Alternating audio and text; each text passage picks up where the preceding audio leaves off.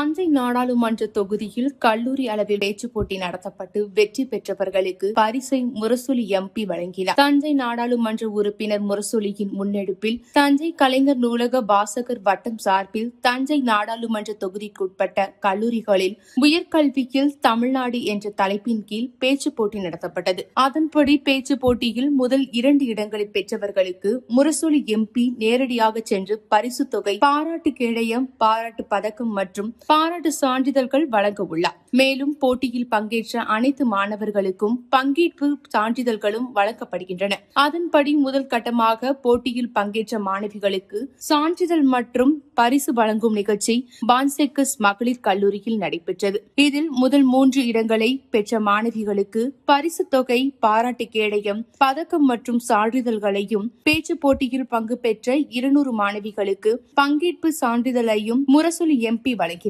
இதில் கல்லூரி முதல்வர் விக்டோரியா மற்றும் தமிழ்துறை பேராசிரியர்களும் மாணவிகளும் கலந்து கொண்டனர். மாவட்ட அளவில் பரிசு தொகை இதுகுறித்து முரசொலி எம்பி கூறுகையில், தமிழக முதலமைச்சரின் நல்லாட்சியில் உயர்கல்வியில் தமிழ்நாடு என்ற தலைப்பில் பேச்சு போட்டி கல்லூரி அளவில் நடத்தப்பட்டது. இதில் ஒவ்வொரு கல்லூரியிலும் முதல் 3 இடங்களை பெற்ற மாணவ மாணவிகளுக்கு மாவட்ட அளவில் பேச்சு போட்டி நடத்தப்பட்டு வெற்றியாளர்களுக்கு பரிசு தொகைகள் அமைச்சர் முன்னிலையில் வழங்கப்படும். மாணவர்களின் பேச்சு திறனை காணும் போது உயர்கல்வியில் தமிழ்நாடு எந்த அளவிற்கு உயர்ந்துள்ளது என்பது அறிய முடிகிறது என்றார்.